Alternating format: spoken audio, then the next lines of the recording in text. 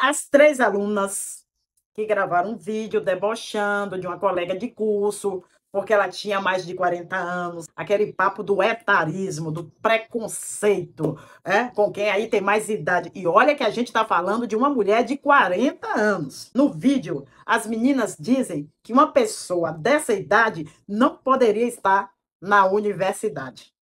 Que absurdo, né? Não só poderia estar, como poderia te dar uma aula, minha querida jovem. O vídeo viralizou e deu destaque à discussão sobre etarismo, que é o preconceito com relação à idade. E aí, para a gente compreender mais esse assunto, a gente vai conversar agora ao vivo com o advogado Leonardo Pantaleão, para que nós possamos mergulhar um pouquinho mais, né, doutor? Inclusive nos hábitos enraizados, nos erros que nós cometemos com nossas interpretações em relação à idade. Agradeço o convite, é um prazer falar com você e com todos que nos acompanham. Primeiramente, bem-vindo, doutor. Obrigada pela gentileza de nos dar essa entrevista. É curioso porque nós estamos falando de uma definição que é só você abrir o dicionário que você encontra. Mas, de uns 10 anos para cá, é que ela foi se popularizando um pouquinho mais, esses avanços nas discussões. E existem inúmeras frases que nós mesmos falamos no dia a dia. Então eu vou convidar quem está nos assistindo, o professor aí Peixinho e os colegas, a acompanhar. Vai aparecer aqui uma arte com algumas das frases que as pessoas vivem dizendo por aí. Olha lá, ó. Você deve ter sido muito bonito na juventude, hein? Que bola fora, né, gente? Acha que tem idade para isso. Quando olha para alguém com mais idade fazendo algo que você, na sua visão, acha que é só de jovem, a pessoa, fulano acha que tem idade para isso. É um coroa enxuto para a idade. Quem nunca? Papo reto aqui, quem nunca? Mais uma frase muito característica de etarismo. Na minha época não era assim. Você tem idade para ser a mãe dele. Tá querendo parecer garotinha, hein? Frases que dizem respeito ao etarismo. E ali em cima está dizendo etarismo, idadismo, ageísmo. Doutor, primeiro, essas definições são sinônimos? Tudo faz parte do mesmo pacote quando a gente está falando de etarismo? Faz parte, se você observar, o etarismo e o idadismo se referem naturalmente à questão da idade, assim como o ageísmo, que decorre daquela expressão inglesa age, que significa idade, né? Então, ageísmo também significa essa questão relativa ao etarismo. E eu atento aqui às frases que você nos mostrava, eu fui lembrando de mais algumas que também são muito usuais, infelizmente, onde você se depara com, olha, você já passou da idade de usar essa roupa, ou então, olha, você está muito bem, apesar da idade. Não, são comentários do dia a dia e que muitas vezes nós acabamos incorporando e entendendo como normais, mas não podem ser considerados normais, porque ele tem sim um fundo ofensivo, um fundo que tem por um objetivo sempre fazer qualquer tipo de segregação. Então, quando você coloca assim, na minha época não era assim, ou seja, você é de uma época diferente, não faz parte do meu mundo agora, então você tem ali uma mensagem subliminar de uma discriminação, sem dúvida alguma, e isso muitas vezes, com o passar do tempo, você acaba criando problemas psicológicos de natureza individuais, como, por exemplo, uma baixa autoestima na pessoa que necessariamente é alvo desses comentários com frequência. Então, isso tudo precisa ser realmente sopesado pelo direito, pela própria sociedade como um todo, porque não se trata de um comportamento aconselhável por inúmeras consequências que podem decorrer. Doutor, criminalmente, essas jovens, elas podem responder por qual crime? Existe, assim, na legislação, o crime de etarismo? Como é que a legislação embasa esse tipo de crime?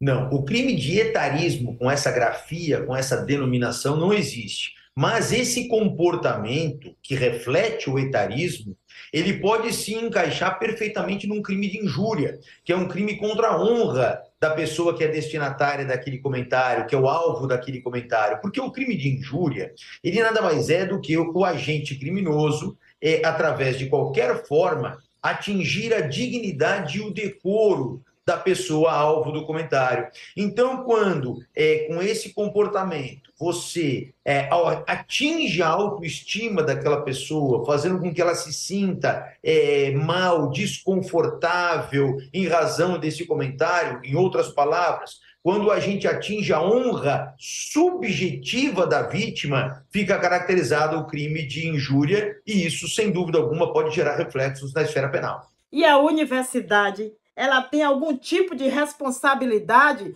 nisso que aconteceu por ter ocorrido dentro do campus e tudo mais, doutor? O que se pode discutir em relação à universidade é no aspecto puramente civil, no aspecto de indenização, no aspecto indenizatório. Por quê? Porque quando nós pensamos no direito penal, a pena não pode passar da pessoa do autor. Então, na verdade, como os gestores da universidade não tiveram aí nenhum tipo de participação nessa conduta, ao que se tem notícia, então a responsabilidade acaba ficando restrita ao âmbito de indenização. Uma indenização até por dano moral, por ter permitido de alguma forma, ou ter negligenciado na fiscalização e, consequentemente, permitido que alguém que é um estudante da universidade possa passar por situações constrangedoras dessa natureza. Doutor, eu quero aproveitar o seu conhecimento para a gente expandir também nas questões comportamentais, que foi a maneira que a gente começou a conversa. Muita gente diz assim, daqui a pouco a gente não vai poder falar mais nada. Porque hoje em dia, porque você não pode falar mais nada, que tudo é ofensivo e não sei o quê. Apesar da dor da vítima e disso não ter sido algo correto, por qual motivo é importante que a gente traga esses debates, que a gente possa debater isso, para, enquanto sociedade, a gente poder avançar nessas questões, de enxergar mais o outro, compreender que, às vezes, a nossa brincadeirinha pode causar um mal para outra pessoa. Você pode falar o que você quiser, desde que não tenha por objetivo, nem sequer indireto, atingir alguém, ofender alguém, fazer com que aquela pessoa se sinta minimizada, tá certo? Quer dizer assim, então você pode falar o que quiser. Quando nós pensamos em brincadeira, eu sempre na minha família escutei a frase que dizia o seguinte, que brincadeira é o que agrada. O que não agrada não pode ser chamado de brincadeira. Aquilo que você fala no intuito de desagradar alguém, de aborrecer alguém, de trazer àquela pessoa um sentimento de tristeza, de incômodo, de desconforto, isso não pode ser chamado de brincadeira. Então, por outro lado, é claro, existem alguns eventuais exageros na sociedade, ninguém pode falar mais nada, a gente escuta muito isso, mas é importante que as pessoas também tenham esse freio comportamental de saber, eu posso falar o que eu quiser, desde que não seja com a finalidade precípua de ofender alguém. Doutor, e nós estamos vivendo uma condição na sociedade que, cada vez mais, essa faixa etária mais experiente, ela está aumentando na sociedade. Inclusive, a gente tem visto muitas discussões públicas por parte até do Poder Legislativo, do governo federal, ONGs, instituições, oferecer uma melhor qualidade de vida, porque nós estamos vivendo mais, mas não basta viver mais. A gente tem que ter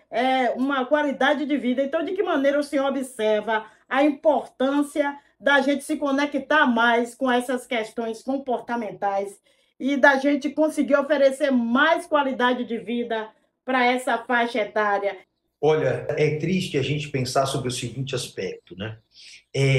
Quando a educação da sociedade não é suficiente para fazer com que sejam respeitadas as pessoas mais maduras, as pessoas mais idosas, e o legislador penal precisa vir para impor esse respeito àquelas pessoas que têm uma idade mais avançada. Nós temos inúmeros dispositivos legais que punem com mais rigor determinados crimes quando ele é praticado contra pessoas idosas, por exemplo. Né? E o Estatuto do Idoso considera, assim, pessoas com mais de 60 anos. Então é muito triste, realmente, quando você verifica que a sociedade, ao invés de aprender, a sociedade mais jovem em especial, aprender ou tentar extrair as experiências de uma geração mais vivida, de alguém que tem uma experiência muito maior. Agora há pouco, quando você abriu essa matéria, você foi muito feliz quando você disse que ela não só poderia estar na universidade, como ela poderia estar dando aula para aquelas jovens. Quer dizer assim, então, isso é muito importante, que as pessoas saibam valorizar, que não entendam que as pessoas, a partir de uma determinada idade, elas passam a ser um nada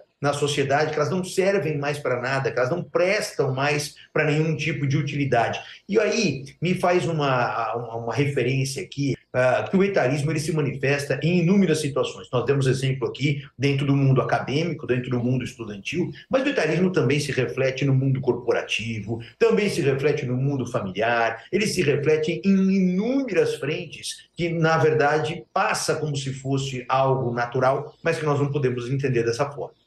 Doutor, qual a diferença entre etarismo e bullying, por exemplo? Ou etarismo é uma espécie de bullying? É exatamente isso. O bullying é o gênero, né? É o gênero do qual o etarismo é a espécie. Na medida em que você, por qualquer circunstância, você acaba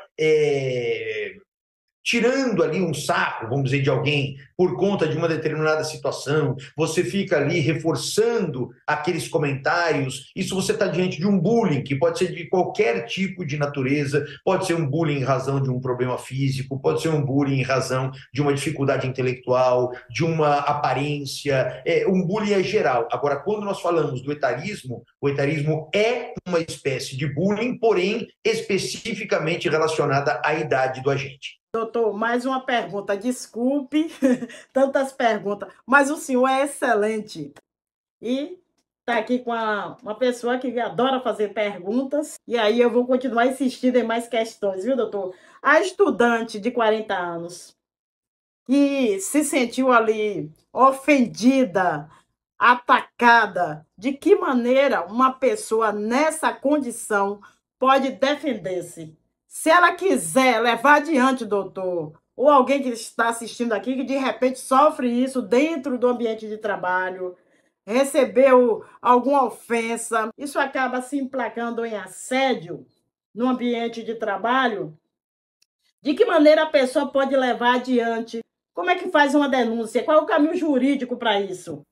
A partir do momento em que a pessoa se sentir incomodada com determinado comportamento de terceiro e ela entender que aquilo eventualmente merece uma apuração pelos órgãos da polícia judiciária, para que se verifique se realmente dentro daquele componente comportamental existe a prática de um crime, ela necessariamente tem que provocar as autoridades, para que as autoridades então instaurem um procedimento de investigação preliminar, consequentemente concluído pela ocorrência daquele crime, que os elementos daquele crime estão presentes naquele contexto, necessariamente, então, passa-se a um próximo passo, que é a fase judicial, onde estará instaurada uma ação penal e, consequentemente, o judiciário, mediante análise dos argumentos dos dois lados, das provas, do contraditório, da ampla defesa, ao final vai concluir pela responsabilidade penal daquele agente ou não, a depender daquilo que ficar demonstrado nos autos.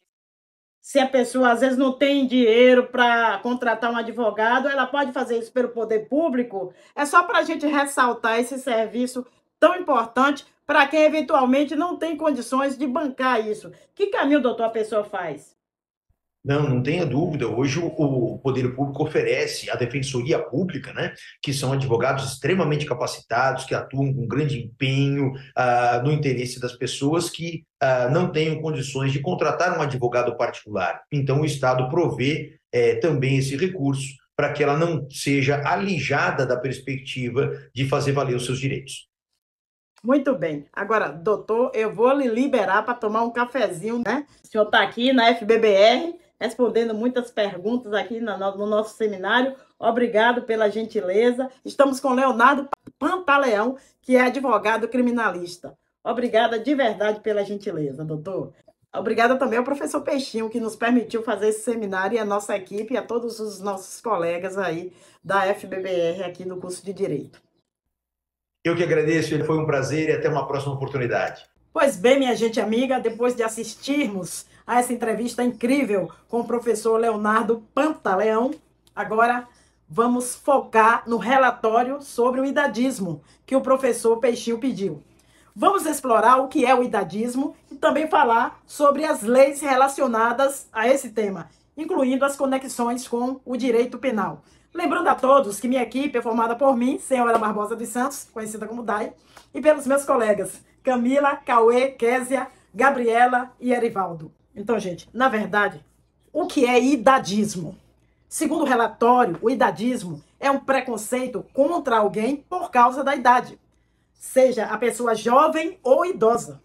No capítulo 1, que o professor mandou a gente ler, o relatório explica que o idadismo pode se manifestar de várias maneiras.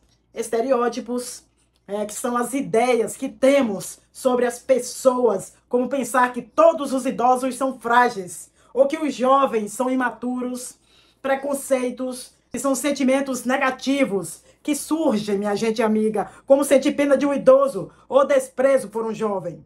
Discriminação é quando esses pensamentos, esses sentimentos viram ações, como tratar o idoso de forma diferente no trabalho ou não levar a sério as opiniões dos jovens. O relatório também destaca que o idadismo pode acontecer tanto nas relações entre pessoas, quanto nas regras e leis de instituições, como hospitais e empresas. Isso mostra como o idadismo é um problema presente em toda a sociedade, afetando diversas áreas da vida. O capítulo 2 aí já traz a dimensão do problema. Eu estava lendo o relatório e ele traz a dimensão do problema. No capítulo 2, gente amiga, o relatório fala sobre o quanto o idadismo é comum em todo mundo. Metade das pessoas tem atitude idadistas, ou seja, preconceito contra os mais velhos. Na Europa, por exemplo, 1 em cada 3 idosos já sentiu esse tipo de discriminação. Um exemplo disso está na área da saúde. Muitas vezes os médicos decidem não oferecer certos tratamentos para idosos, achando que eles não vão se beneficiar tanto quanto os mais jovens. Isso acaba prejudicando a saúde dos idosos e mostra como o idadismo está presente até mesmo nas decisões médicas, o que é muito grave, né, minha gente amiga? E o capítulo 3, porque o professor Peixinho, ele mandou a gente ler o capítulo 1, 2 e 3, também seguir à risca o que o professor Peixinho pediu, é um comprometimento da equipe, e o capítulo 3 traz aí os efeitos do idadismo na saúde e na vida das pessoas. O capítulo 3 explica que o idadismo tem um impacto muito negativo na vida das pessoas. Ele não apenas afeta como as pessoas se sentem, mas também influencia a sua saúde mental e física. Sério. Saúde física e mental. Gente, pessoas que sofrem com idadismo podem ter mais problemas de saúde, viver menos e se sentirem mais solitárias. Elas também podem ter mais dificuldades para se recuperar de doenças. Também tem um impacto financeiro. O idadismo pode levar os idosos a terem mais dificuldades financeiras ou são menos valorizados no mercado de trabalho. Isso prejudica não só os idosos, como a economia como um todo, porque muitas pessoas não conseguem aproveitar o potencial dessas pessoas. No geral, o idadismo é um problema grave que afeta muitas áreas da vida e precisa ser combatido para que todas as pessoas de qualquer idade sejam tratadas de forma justa e respeitosa. Bem, resumindo, o idadismo é um preconceito contra as pessoas por causa da idade. E ele está presente em toda a sociedade, desde as conversas do dia a dia até as decisões em hospitais e empresas. Ele prejudica a saúde e a qualidade de vida.